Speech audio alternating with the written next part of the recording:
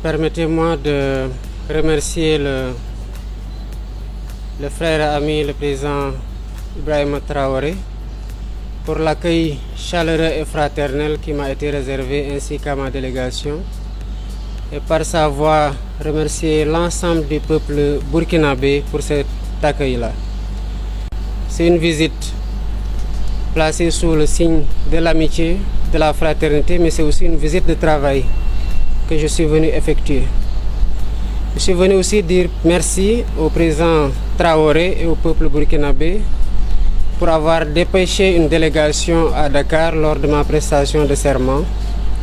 Et ça a été un honneur fait à moi et à l'ensemble du peuple sénégalais en cette occasion solennelle. Mais je suis surtout venu lui réaffirmer mon engagement et l'engagement du Sénégal aux côtés du peuple frère de Burkina Faso et l'inviter pour qu'ensemble nous puissions travailler à raffermir les relations entre les deux pays sur le plan commercial, sur le plan des échanges, sur le plan de l'intégration et de la circulation possible entre les deux pays à travers aussi l'étape malienne, pour une meilleure circulation des biens et des personnes dans le sens d'une réalisation de l'intégration africaine qui nous tient beaucoup à cœur.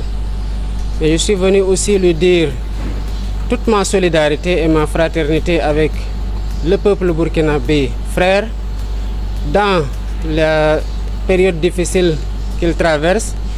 mais lui dire aussi mon admiration pour la vaillance de ce peuple-là,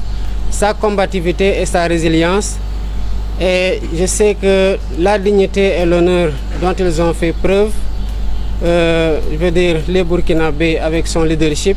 permettra très rapidement, avec la solidarité agissante des pays comme le Sénégal et d'autres pays africains,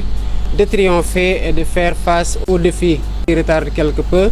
le décollage de tous les pays africains, notamment dans le Sahel. Nous avons des défis communs, c'est aujourd'hui le défi sécuritaire qui est le plus prégnant, le défi de la migration irrégulière, les défis de la lutte contre les trafics d'êtres humains et de trafic de substances illicites. Et ce n'est que dans la concertation, les échanges de renseignements, les opérations conjointes qu'on réussira ensemble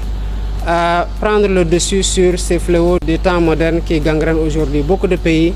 et qui retardent, comme je l'ai dit tantôt, le décollage de ces pays-là. Je repartirai du Burkina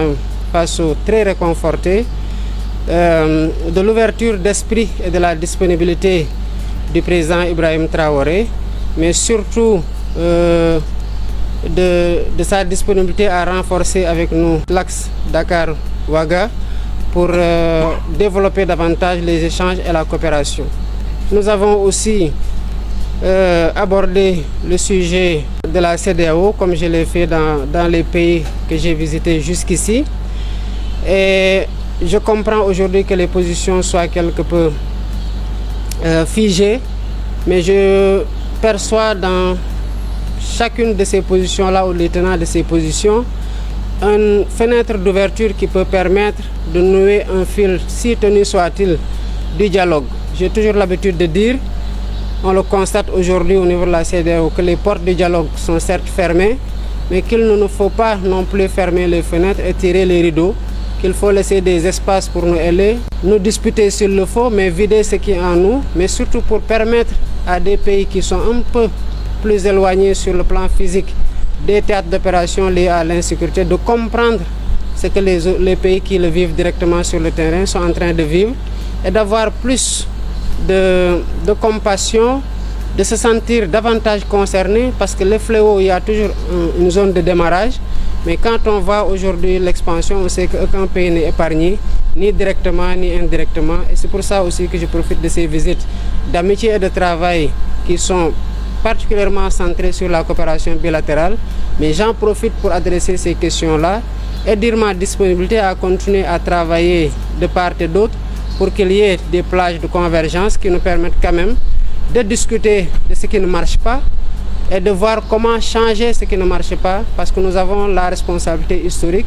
et l'héritage de nos pères fondateurs par rapport à cet ensemble-là